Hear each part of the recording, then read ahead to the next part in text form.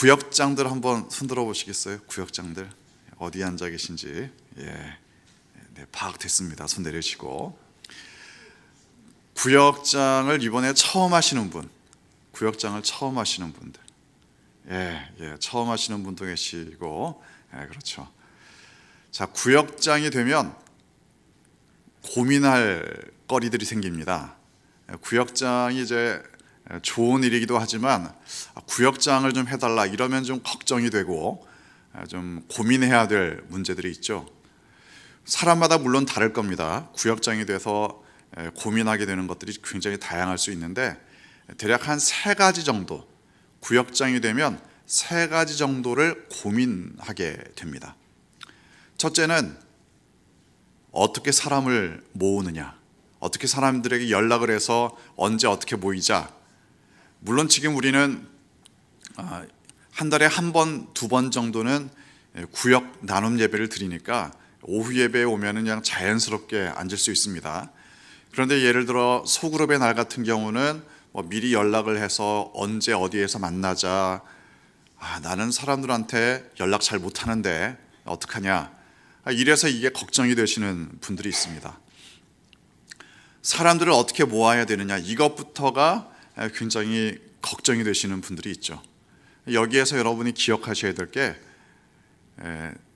성경에 보면은 아무든지 나를 따라오려거든 날마다 자기를 부인하고 자기 십자가를 지고 나를 따를 것이니라. 날마다 자기를 부인한다. 이게 뭐냐? 주님 가신 길을 따라간다는 게 뭐냐? 여기에서 여러분이 여러분의 구역원들에게 전화를 거실 때마다, 연락하실 때마다 이게 바로 나를 부인하는 거다. 나의 성격, 나의 성향 이런 걸 부인하고 구역 모임을 위해서 내가 연락은 잘 못하지만 순종해서 연락하겠다. 이런 마음으로 연락을 시작하시면 됩니다. 1-2번 하시다 보면 의외의 사실을 발견할 수도 있습니다. 내가 연락을 잘 못하는 줄 알았는데 알고 보니까 너무나 연락을 잘한다. 이런 사실을 알게 될 수도 있습니다.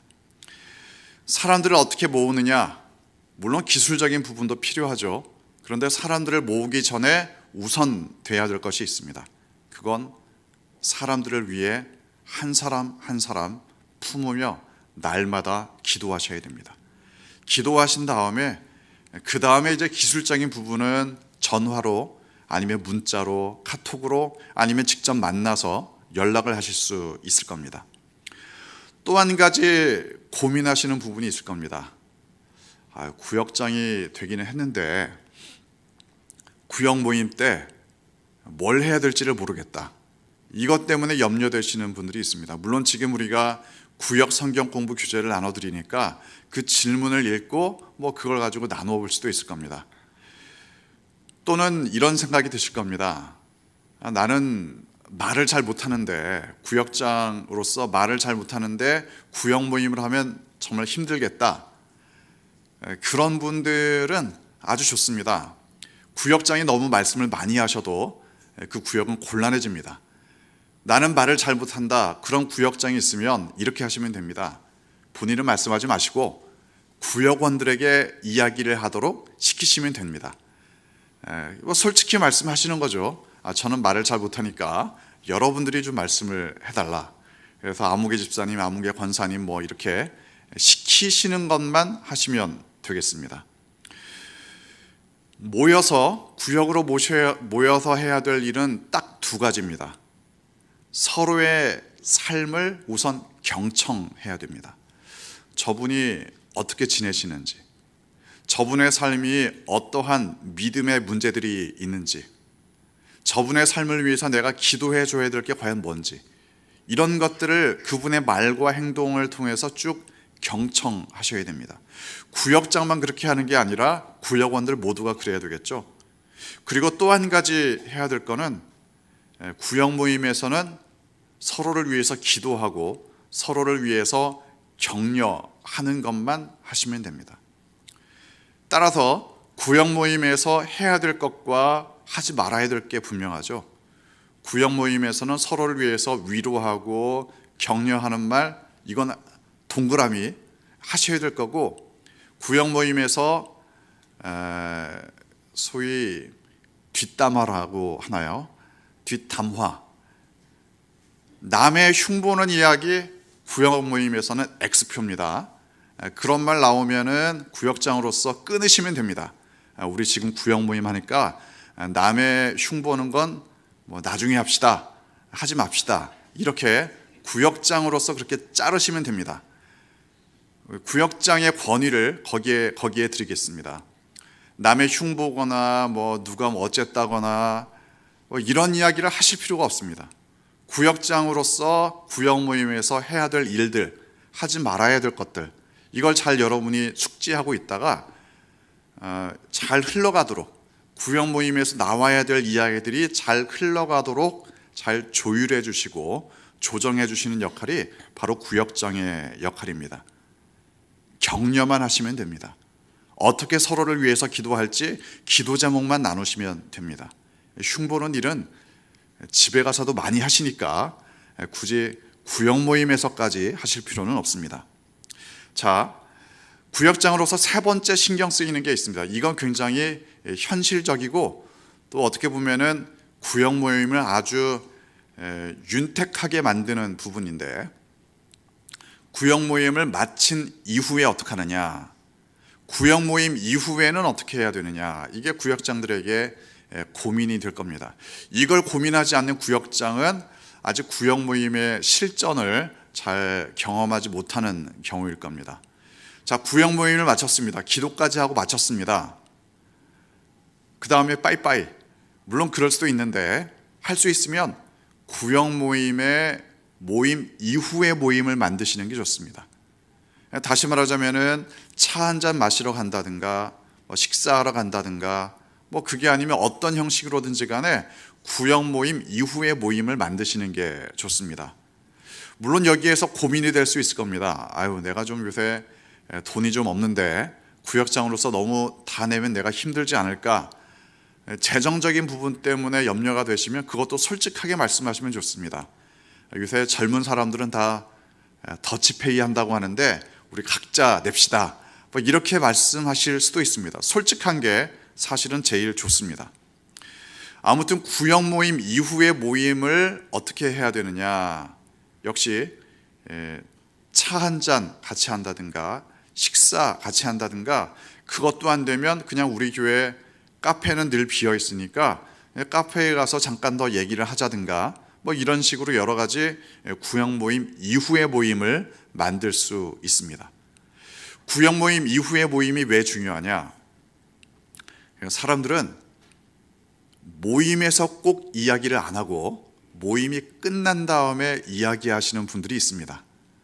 모임 때는 그냥 흘러갔는데 나중에 생각을 해보니까 하고 싶은 이야기가 있었던 분들이 있죠. 또 모임 때는 그렇게 자세하게 이야기를 못했는데 이야기를 하다 보니까 더 이야기하고 싶은 내용들이 많아질 수도 있습니다. 그래서 구역 모임 이후의 모임으로 넘어가서 사실은 더 깊은 이야기를 할 수도 있습니다. 구역 모임 이후의 모임, 이걸 애프터라고 할 수도 있는데, 이 애프터에서 사실은 더 그 사람의 아주 고민스러운 이야기들을 들을 수도 있습니다. 그래서 구역 모임은 구역 모임인데 애프터가 더 중요할 때도 있다. 이걸 이제 구역장으로서는 항상 생각을 하셔야 됩니다. 구역 모임 이후의 모임은 물론 여럿이 모일 수도 있고 아니면 둘이서 모일 수도 있습니다. 또 구역 모임 이후의 모임은 바로 이어질 수도 있고 아니면 주중으로 이어질 수도 있습니다. 주중에 문자를 보내고 카톡을 하고 아니면 하다못해 좀 반찬을 해서 갖다 준다든가 뭐 이런 식의 일들도 할 수 있을 겁니다. 이런 것들을 통해서 아무튼 구역 모임 애프터를 통해서 여러분이 이 구역을 더 잘 이끌어가는데 아주 좋은 모임을 만들 수 있다. 자, 여러분이 구역 모임이라고 하는데 구역을 작은 교회라고 말할 수도 있습니다. 그러니까 여러분은 작은 교회의 목회자다, 이렇게 생각할 수도 있습니다. 두세 사람이 내 이름으로 모인 곳에는 나도 그들 중에 있느니라. 예수님의 말씀을 잘 생각해 보면 규모의 문제가 아니죠. 예수님의 이름으로 모일 수 있는 모임은 규모의 문제가 아니라 예수님의 이름으로 모이느냐 모이지 않느냐, 이것의 차이만 있을 뿐입니다. 작은 구역이라도, 구역 모임에 둘만 모여도 셋만 모여도 결코 좌절할 필요가 없습니다. 구역장으로서 가장 고민이 될 때 중에 하나가 이럴 때일 겁니다. 아무도 안 나오고 나 혼자만 나왔다. 이게 좀 고민이 될 때가 있는데, 그때도 너무 걱정하지 마시고 나 혼자밖에 안 나왔다 그러면 그래도 그 자리를 지키시기 바랍니다. 그래도 그 자리에 가서 혼자서라도 다른 구역원들을 위해서 기도하고 그렇게라도 좀 시간을 보낸 다음에 구역 모임을 마쳤다, 이렇게 하시고 구역원들에게는 꼭 카톡이나 문자를 보내시기 바랍니다. 오늘 아무도 안 왔지만 나 혼자 그 자리에 가서 당신을 위해 내가 기도했다. 문자로는 이 뉘앙스까지 전달되기는 힘들겠죠. 그래도 여러분이 기도했다는 사실을 꼭 구역원들에게 알려주시기 바랍니다. 자, 구역 모임 이후의 모임이, 구역 모임으로 말미암아 여러분이 작은 교회를 만들어가고 있다. 이걸 작은 공동체, 작은 교회, 이렇게 이야기를 할 수 있는데, 오늘 성경 본문을 보면 작은 공동체, 작은 교회의 아주 중요한 원리들을 우리가 발견할 수 있습니다. 오늘 본문을 보면은 물론 이제 그룹이 좀 다르긴 합니다.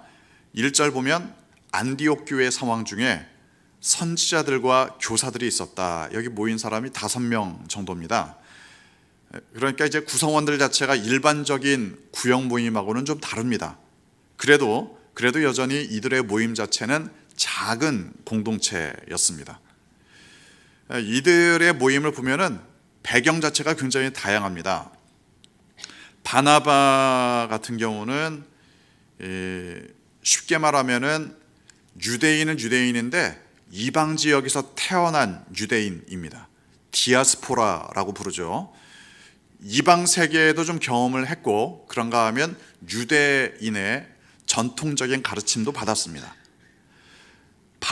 그 1절 마지막에 나오는 사울, 사도행전 13장 이후에는 바울로 나오는 이 사울, 이 바울 같은 경우는 역시 디아스포라라고 말할 수도 있는데, 아예 사울 같은 경우는 시민권 자체가 로마 시민권입니다. 로마의 여러 가지 학문이라든가 이런 부분에 정통한 교육을 받았죠. 자, 그런가 하면 다른 멤버들은 좀 더 다양합니다. 그 바나바 다음에 보면은 니게르라 하는 시므온이 나오는데, 니게르, 이게 이제 그 니게르라는 말 자체가 흑인이라는 뜻입니다. 그러니까 이제 아프리카 출신의 시므온이라는 사람이죠. 인종 자체가 달랐습니다. 인종 자체가 달랐고 어디서 어떻게 태어났는지 모르겠지만 하여간 이 당시에는 일반적인 구성원은 아니었습니다. 또 구레네 사람 루기오, 구레네라는 곳은 이제 역시 이방 지역이라고 보시면 되고, 이방 지역에서 태어난 이방인입니다. 그 사람도 이 안디옥 교회의 선지자와 교사로 활동을 하고 있었습니다. 또 보면은 분봉왕 헤롯의 젖동생 마나엔, 분봉왕 헤롯은 그 당시 이제 분봉왕이 말하자면 왕이라고 보시면 되고, 그 헤롯의 젖동생 마나엔이다. 왕의 젖동생이었다. 그러면 이제 이 사람이 얼마나 높은 계급을 가지고 있었는가 알 수 있겠죠. 왕족 아니었으면 적어도 귀족이었습니다. 이런 사람이 안디옥 교회의 아주 중요한 멤버였죠. 사울, 바나바, 시므온, 루기오, 마나엔, 다 보면은 굉장히 다양한 구성원이 이 안디옥 교회의 그 선지자와 교사들을 이루고 있었습니다. 자, 이 사람들이 굉장히 다양하다. 이것 자체가 우리에게 시사하는 바가 있습니다. 여러분의 구역원들을 잘 보시면 굉장히 비슷한 분들도 있을 수 있는데 굉장히 다양한 분들도 있을 수 있습니다. 어떤 분들은 예수님을 믿은 지가 굉장히 오래되신 분도 있고, 어떤 분은 예수님 믿은 지 얼마 안 되시는 분도 있고, 어떤 분은 그야말로 아무것도 안 믿다가 예수님 믿게 된 분도 있고, 어떤 분은 불교를 열심히 믿다가 예수님 믿게 되신 분들, 정말 다양할 수 있습니다. 다양성이 있다는 것 자체가 여러분의 구역을 오히려 나중에는 더 풍성한 구역으로 만들 수 있습니다. 왜냐하면 똑같은 사람들만 모여 있으면 사실은 똑같은 이야기만 하게 돼 있죠. 다양한 사람 때문에 어쩌면은 좀 낯설기 때문에 좀 불편할 수도 있습니다. 그런데 나중에는 그 다양한 사람이 여러분의 구역을 풍성하게 만들 때가 올 겁니다. 다양한 배경의 이 사람들이 안디옥 교회를 이루고 있었다. 더 중요한 사실은 다양하지만 성령의 음성을 듣는 데에는 똑같았다. 성령의 음성을 듣는 일에는 한 마음이었다. 이게 중요합니다. 2절 말씀을 보면 주를 섬기기 위해서 금식을 합니다. 금식할 때 성령이 하는 음성을 듣습니다. 내가 불러시키는 일을 위하여 바울과 사울을 따로 세우라. 성령께서 이 5명의 작은 공동체에게 이 음성을 들려주셨습니다. 5명이서 금식하고 기도할 때 결국 이 사람들이 들은 음성은 뭐냐면은 선교를 위해서 이 사람들을 보내라. 이때는 사실은 잘 알지 못할 수도 있습니다. 이 음성을 들은 게 얼마나 커다란 일인지를 몰랐습니다. 그런데 사실은 이게 바로 세계 선교를 향한 하나님의 음성이었습니다. 작은 공동체였고 파송할 수 있는 사람은 고작 2명이었지만 이 2명으로 말미암아 세계 선교의 중요한 일들을 감당하게 됐다. 자, 성령께서 시키시는 일이란 뭐냐? 성령께서 시키시는 일이 뭐냐? 물론 성령께서 여러 가지 다양한 일들을 시킬 수 있는데 가장 중요한 일은 사람을 살리는 일입니다. 선교가 과연 뭐냐? 결국 사람을 살리는 일입니다. 사람을 살리는 일들을 위해서 이 작은 공동체가 그 음성을 듣고 순종했다. 이게 대단히 중요합니다. 가끔씩 제가 이제 목회자가 될 때 가끔씩 이렇게 말씀하시는 분들이 있었습니다. 아유, 목사님이 되셔서 큰 목회를 하시기 바랍니다. 큰 목회. 그러면 큰 목회가 있고 뭐 작은 목회가 있다는 말입니까? 대형 교회 목사님은 큰 목회를 하고 작은 교회 목사님은 작은 목회를 하는 겁니까? 사실은 말도 안 되는 이야기입니다. 큰 목회는 뭐냐? 성령의 음성을 듣고 순종하는 목회입니다. 작은 목회는 뭐냐?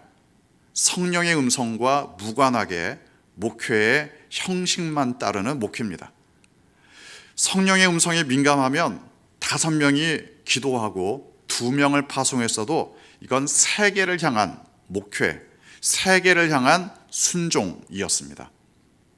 그게 아니라 아무리 수만 명의 대형 교회라고 할지라도 성령의 음성에 민감하지 않는다면 작은 목회에 불과합니다.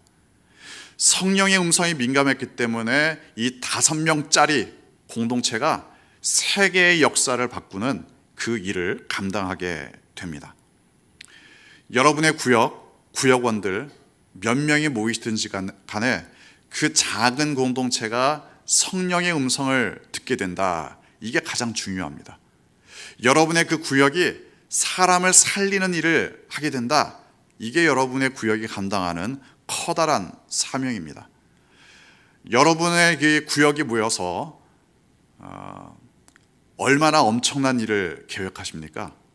여러분의 구역에 모여서 남북한 통일시키는 일을 뭐 하시겠습니까?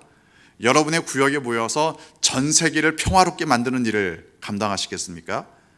물론 그럴 수도 있는데 본질적으로 볼 때 여러분의 작은 구역에서 꿈꿀 수 있는 커다란 일은 뭐냐? 생명을 살리는 일. 생명을 살리기 위해서 소망을 품고 기도 제목을 나누고 그 일을 위해서 힘쓴다. 그러면 여러분의 작은 공동체가 벌써 커다란 일들을 감당하고 있는 겁니다. 한 영혼이라도 살리기 위해서 여러분이 그 사람의 이름을 부르며 기도하고 그 사람을 전도하기 위해서 힘쓰고 이러면 여러분의 구역 자체가 이미 커다란 소망을 품고 그 일을 감당하고 있는 겁니다. 5명짜리 안디옥 교회 그 소그룹, 그 작은 공동체, 그곳에서 꿈꾸었던 커다란 일은 성령께서 시키시는 대로 복음을 증거하는 일이었습니다. 사람을 살리는 일이었습니다. 그래서 이 일로 말미암아 하나님께서 행하시는 일들의 도구로 쓰임을 받습니다. 실제로 이제 초대교회 시절의 선교의 역사를 보면 그렇습니다. 대부분 바울이 세웠던 교회들은 작은 교회였습니다. 물론 그 지역에 따라서는 많은 사람들이 모이기도 했는데 대부분은 작은 교회, 가정교회에 불과했습니다. 그러나 그 작은 교회들로 말미암아 하나님께서는 복음 증거에 커다란 역사를 이루셨습니다. 그 작은 공동체들이 우리식으로 말하자면은 정말 비빌 언덕도 없는 그 교회들이 초대교회 역사에 있어서 선교의 등불이 되었습니다.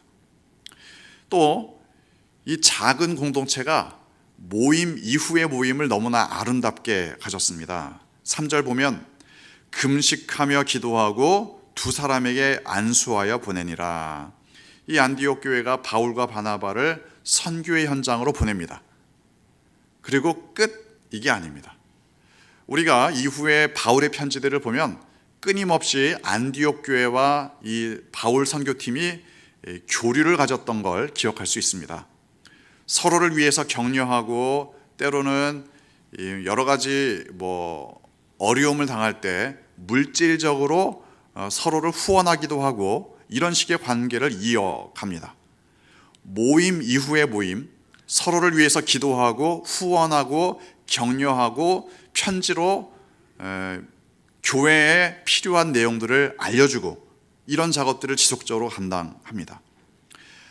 안디옥 교회에 있어서 우리가 기억해야 될 중요한 사실 몇 가지가 있는데, 우선은 안디옥 교회의 이 중요한 선교의 역사를 위해서 누가 헌신했느냐? 바울과 바나바였습니다. 안디옥 교회에 있어서 가장 중요한 핵심적인 인물들이었습니다.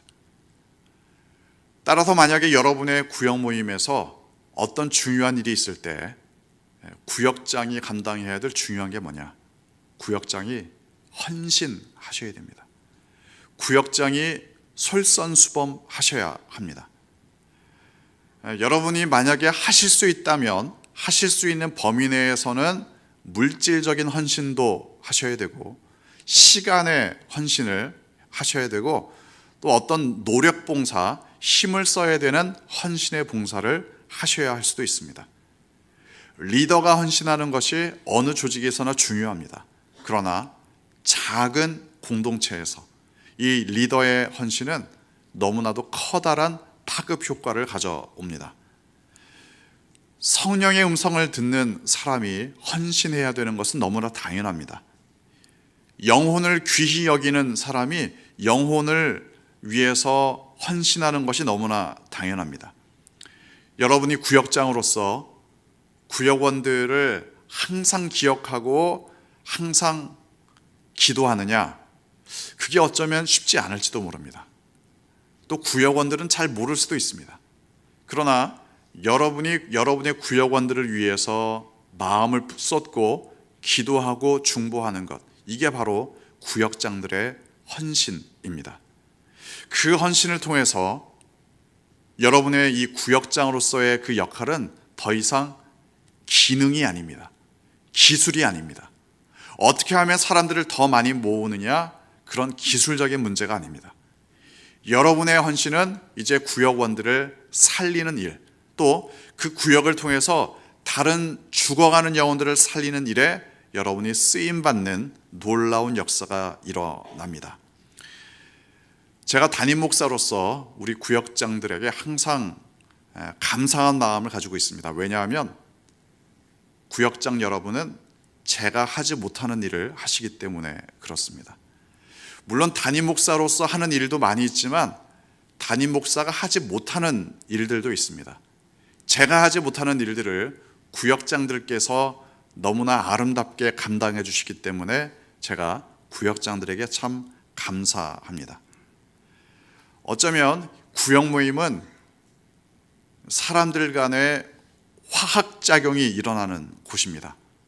서로가 모여서 미운정 고운정 다 들고 또 서로가 아픔과 슬픔과 기쁨을 다 나누다 보니까 구역 모임 자체가 대단한 화학작용에 의해서 새로운 변화된 물체가 되는 것 같은 그런 장소입니다. 구역 모임을 통해서 그런 모임이 됐기 때문에 다른 사람들하고는 나누기 힘든 그런 내용들을 나눌 수 있습니다. 다른 사람들에게 이야기하기 어려운 내용들도 나눌 수 있게 됩니다. 그래서 그 부분을 위해서 기도하고 그런 부분들을 위해서 서로 격려해주고 이런 일들을 감당할 수 있습니다. 이건 담임 목사로서는 할 수 없는 일들이죠. 구역장들이 감당하는 사역들입니다. 또 구역장들이 때로는 담임 목사보다도 더 중요한 역할을 감당할 때가 있습니다. 언제냐? 현실적인 여러 가지 문제들, 그런 문제들에 대해서 어떤 결정을 내리느냐, 아이들 진학과 취업과 결혼과 아니면 삶의 여러 가지 문제들에 대해서 구역장이 살아가는 모습들, 이게 현실적으로는 더 중요한 영향을 끼칠 때가 있습니다. 구역장이 복음으로 말미암아 어떠한 결정을 내리느냐, 나의 이 결정이, 나의 이 하는 말이 과연 어떠한 결과를 가져오느냐, 담임 목사보다도 더 중요한 영향을 끼칠 수도 있다. 이걸 여러분이 기억하시고 여러분이 구역장으로서 올 한 해에도 아름답게, 복되게, 귀하게 여러분의 작은 구역들을 큰 소망을 품는 구역으로 만드시기를 주님의 이름으로 축원합니다. 기도하겠습니다.